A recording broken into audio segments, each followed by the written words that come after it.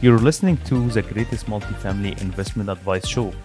My name is Adam Ras, and now I'm talking everything multifamily for an in-depth conversation, and I will be diving deep into raising capital, deals, and underwriting process. Welcome back to the greatest multifamily advice show. Today we have Cory Sperle, an exceptional guest, multifamily investor, focused on Saskatchewan and Alberta market with more than 10 buildings on his portfolio. Please help me to welcome our guest. How are you, Cory? Good, Adam. Thank you for the invitation. It's a pleasure to be on your show today. Thanks so much for being with us today, and I appreciate you taking the time. Yeah, no problem. So I would like to start with the beginning as a multifamily investor from Kelowna, British Columbia, to moving to Saskatchewan, or the origin is Saskatchewan to Kelowna, and then investing in Alberta. What was the beginning for you as a multifamily investor? Yeah, so I started real estate in the year 2000. I bought my first single family. That was in Saskatoon. Yeah. I moved on to a side-by-side duplex. I bought a duplex, and then I relocated to Edmonton, around 2004. So I was working overseas at the time, and I was trying to manage my single family portfolio from abroad. And it was just an absolute nightmare scenario. So I thought there has to be an easier way to do this. So I joint ventured with a gentleman named Thomas Byer, who was operating in Alberta at the time on a multifamily. So we syndicated into a 40-unit apartment building in Edmonton, and I invested $25,000. And that turned into just an absolutely phenomenal investment. I think I tripled my return on that. And I had the bug, and I started getting into multifamily, and I've been doing multifamily ever since. How long it is so far? So I've been doing real estate for 22 years and multifamily for 18 years. Okay. So 2004 was my first joint venture. I did a couple more JVs in between there where I participated just to learn. So that was sort of the basis of my coaching, was basically hands-on with the syndicator. And that was a great way for me to learn the business, the multifamily business. So I actually bought my first actual building myself in 2008. And since then to today, I've bought 11 buildings. Wow. Sorry, 10 buildings. Yeah. So how many units or units under management right now? So right now we currently only have 4 buildings. I have one I'm hoping to get under contract within a couple of weeks. It's a big project, but we don't quite have it yet, so I can't talk about it. But right now we have 4 buildings. So we have 50 units in Saskatchewan, as well as, I believe, so it's a 22-unit mixed commercial in Beaumont, Alberta, and an 18-suite apartment building. So probably around 100 units currently that we have. Yeah. The rest we've since sold. I think you said it's 10 building, but you started to buy and hold and sell. So yeah. So about this, what is your target market? And when you're looking to your market, what is the market fundamentals you're looking for? I love the prairies for a few reasons. First of all, it's because I grew up there. I know the markets really well. Yeah. They don't have rent control. Yeah. We can buy undervalued buildings and raise rents very quickly. They've changed the laws. It used to be every 3 months we could give a rent increase. So you could create value. Like in Alberta from 2002 to 2007, you could raise rents and value incredibly fast. Yeah. So now it's not quite as fast. It's only once a year in Alberta, twice a year in Saskatchewan. But you can still give unlimited increases. So that's why I really like those markets. Vacancy rates are coming down right now. A lot of in-migration, since the pandemic is winding down. So the economies are starting to heat up. So that's why I really like those areas. I think there's a lot of upside in the next 5 to 10 years. Especially with the Ukrainian new crisis, and think there's immigration to the States because it's cheaper. So it's going to be hot again, I think. So regarding your criteria when you're looking for buildings, which class you're looking for, B, C, D, A?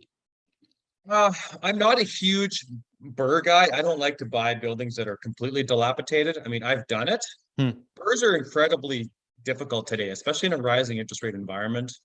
My cookie cutter joint venture model was 5-year buy and hold. Conventional financing, not CMHC. If the deal made sense, it's very easy to qualify from the banks. The banks are very much on business terms. You're not dealing with CMHC or the government. And, my formula, I could do very well in 5-year periods. So I prefer to buy a building that's maybe needs a little bit of work. We can tweak things here and there to get the rents up, and then increase value over a 5-year period, 5 to 10-year period. Now I just did a BRRRR in Leduc, Alberta, where we bought a building that's for only 86 a door. We just got our commitment letter today, and I think our final value is like 130 a door. So we're able to pull all of our equity out in about 7 months. Okay. And I've done that in like the last 3 deals in a row, but that's not typical. I mean, typically my kind of model is, I find an area that has, low vacancy where I can increase rents and basically just buy and hold. It's pretty boring, actually. So what was the upside about the last deal? Is it was poor management, or what was the upside that you said, okay, this is a good deal? Yeah. So what I look for, Adam, is I look for buildings that have high vacancy, and usually that's a reflection of management. Yeah. So this particular building in Leduc, it was an elderly lady who she owned 4 or 5 buildings before, and she wasn't really well known for putting a lot of money into her projects. So this building had been on for sale on MLS for over a year. Wow. It had been under contract 4 times. I had it under contract myself. I went and inspected it, asked for reduction, and they said no, and ended up getting it back, it'll at a later date. Simply because, a person buying in, they can't get the financing if it's 40% vacant. So you have to do a 2-stage finance, which is what I ended up doing. But yeah, it was basically just a reflection of management. I mean, it was near a school, and she had like a no kid policy. She was, leaving tenants, being too selective of her tenants. Didn't fix anything. The building was really, kind of old and outdated, needed a lot of work, but it was mostly cosmetics. So we saw a tremendous value add opportunity there. That's great. Regarding numbers now, especially with interest spike and the inflation, what is your criteria regarding cash and cash and target internal rate of return when you're looking for deals right now on the market? I think everything has been shifted. You have to be more. I can say conservative on your approach because of the interest rates spike. But what is your criteria on nowadays on the last 4 months? Yeah, so the biggest change, as you've alluded to, is interest rates, but it's not so much the rate that you're paying. Of course, that's going to affect the amount of your cash flow and the amount of principal you pay down. But it's also the ceiling that the lenders are using. So there's 2 sets of numbers that they're going to calculate a loan to value based on the cap rate, but they're also going to tie a ceiling to it based on a ceiling rate. So, I mean, just because you might think you're going to get, 75 loan to value, loans are getting scaled back now to 60 or lower. So this is the biggest change. Investors are having to put more cash down, which is obviously lowering your, your return on investment. But it's kind of a balance because, the lower the loan you have, the higher the cash flow. So it's not necessarily a bad thing. Today, I'm not taking on any debt that's less than 24 months. I don't want to enter into a burst situation where I'm borrowing 1-year interest only and having to refinance 12 to 18 months from now at 7%, because I'm stress testing all of my loans at 7% interest now. Wow. Which some people think that's nuts, but back when I started, that was normal.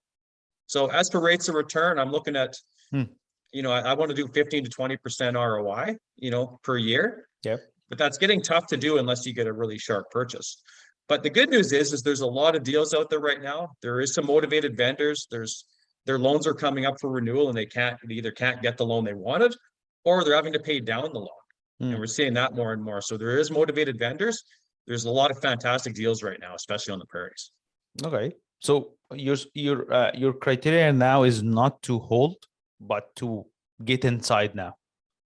Especially I would do buy and hold, but I need to buy based on the interest rate I can get today. So 2 months ago, you could have got CMHC at 2%. Now you're looking at 4%.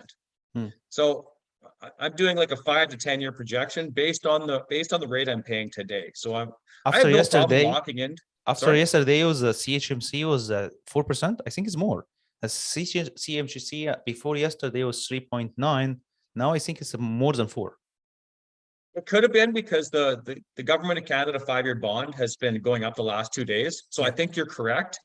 Now the prime interest rate went up yesterday 0.5 point. That is more on variable rate mortgages, as well as, if you're doing a BRRRR, then your interest, that floats with prime. But those rates. And so imagine right now, Adam, you enter into a contract for a building, you have 60-day financing period or 90 days.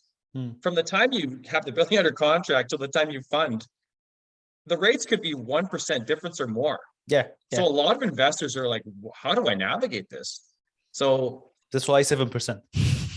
That's yeah, why you're doing the under, but it's really conservative. I do it in 5.5 to 6, but 7, but it's gonna lower your LTV a lot.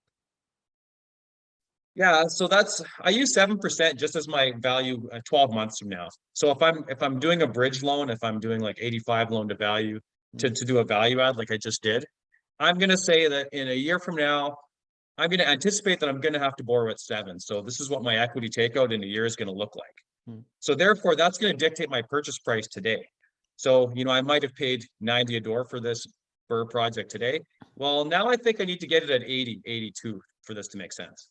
100%, 100%. Right? I think you open another really good subject is when you don't have a building with full vacancy or 95%, which is 60% in your case. It's a 2 level. If you can little bit elaborate on this, it's like unique product to go with 2 level of financing on the deal to able to close the deal, because regular financing A or B, they're not going to close the deal.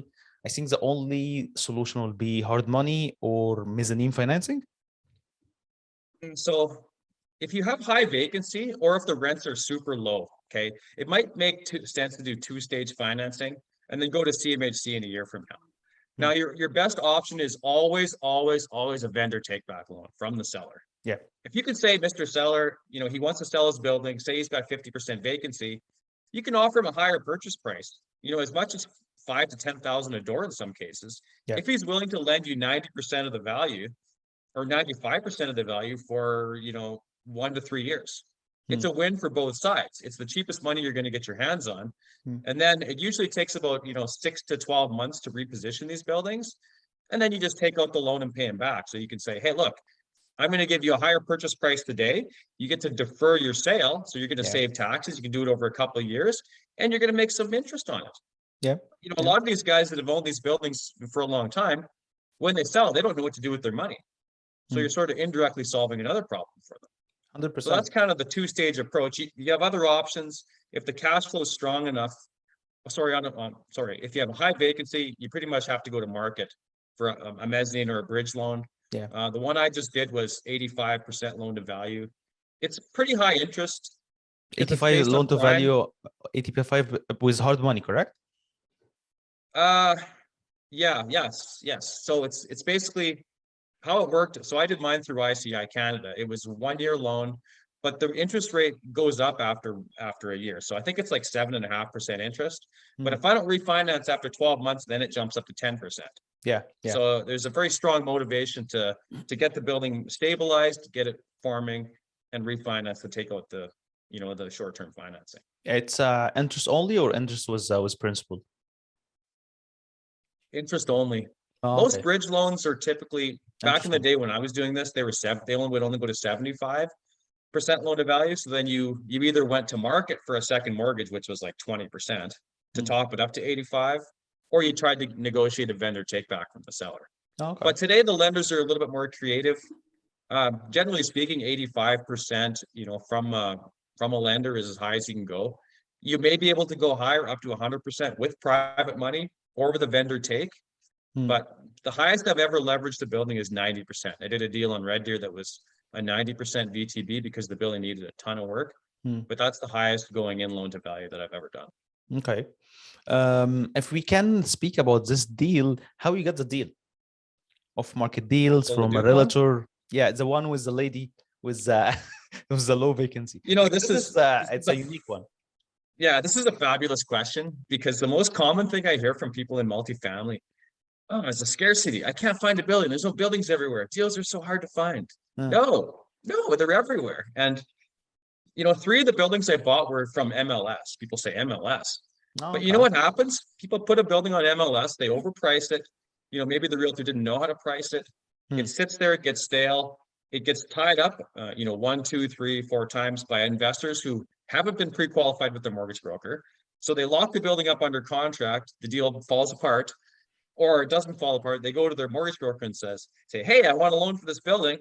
And the mortgage broker says, great, I can give you 50% loan to value, because they didn't really do their homework ahead of time. Yeah. So this happened to be the case with this building. This vendor had been kind of slapped around a bit. She had a lot of deals fall apart, which totally wasn't totally her fault. But when I entered in my offer the first time, I walked through and I asked for a price reduction.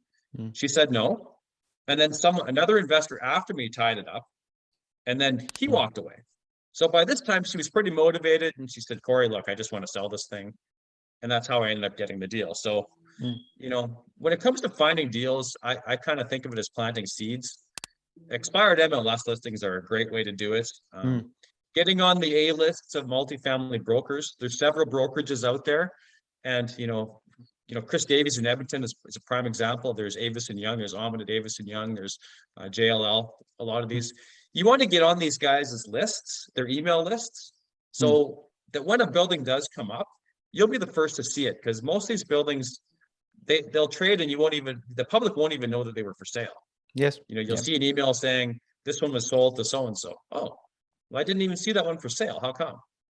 So you want to get on their radar. So you want to write quality offers and slowly build your reputation so you can get on those kind of A lists, as I call them. Yeah, 100%. So your business model is a little bit, I'm not going to say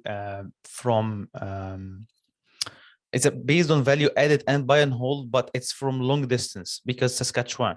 So how you manage to deal with, I see different operators, some of them rely on an actual superintendent because many issues with the property management, some of them not. So what was your style with dealing with property management? Yeah, great question. Interprovincial investing I see this a lot from people from Ontario that come to the prairies and maybe they didn't have a team. It took me roughly 3 to 4 years to set up a team in Edmonton and to set up a team in Saskatoon. So this is why once I get my property management team set up, then I like to add assets in there. So I become worth my property manager's time. The more units I have in there in my niche, the better. But it's very difficult. Like if I was trying to buy a building in like a remote area of BC or Saskatchewan or Alberta, to set up a brand new team, very, very tough. And I would have to be incredibly hands-on with that property in order to make it successful. And that's what happened with my first apartment building. It's a 12-suiter I bought that was, 500 kilometers away from my home. I had a full-time job. I had a new baby. It's like, what the heck am I doing here? So it didn't work out so well. So I always say, for interprovincial investors, it's important to get your team set up, before you start buying assets. But I have everything professionally managed. Now I have it dialed into the point where this latest BRRRR I did, my property management did everything. They did everything from all the upgrades, all the quotes. They charged me a project management fee. I talked to them like maybe once every 2 weeks just to, accept the quotes. And it went so smooth. And now I can focus on, raising capital and buying other buildings. I don't get bogged down in property management. 100%. And I think that's where a lot of people struggle, especially if they're from different provinces. And It's they go hard. into markets like Alberta or Edmonton, maybe they're not familiar with it. They maybe buy in a rough area that they weren't familiar with. It's a completely different, style of management on the prairies. So it's very important to have a local team in there working for you. So going to the one like can of form subject basically is raising capital. How you started raising capital? What was your initial steps? What was the motivations for your passive investor to join? And how you structure your deals? Yeah, great question. So I kind of fell into that accidentally. I mean, I bought the first 2 apartment buildings, with my own cash. I was fortunate enough to be in Alberta at a time when property value was rising quickly. So I had home equity. So I used a home equity line to buy the first building, refinanced and bought the second building. Yeah. But I quickly realized I couldn't really scale up unless, I used joint venture partners or raise capital. So being a nerd at this for so long, I get so excited when I would talk about multifamily. I essentially, talk to friends and family first, my inner circle. So there's kind of like 3 circles. There's your inner circle, which is your friends and family, and then second tier, and then third tier. But I talked to enough people that I had enough excitement that I was able to get, family and friends into my first deal. And since that was successful, I think most of them went into the second deal. So I've since done 6 of these, and I think I have a couple of my investors there in every single deal. And then along the way that they've told people, they've told family and friends, because I operate under the family and friends exemptions. So when it comes to raising capital, you have to be careful. It's a private corporation, and I operate under friends and family. And there's also accredited investor exemptions and things like that. But that was kind of how I fell into raising capital. And I did that until 2017 was the last building I bought with multiple partners. And since then, I just went one-on-one partners after that, because I found it was a lot easier. And I wanted to have my own capital and my own deals. So big cash with credit investor plus certain kind of limit to have less number of investor. But what kind of structure you have, like a joint venture, shareholder agreement?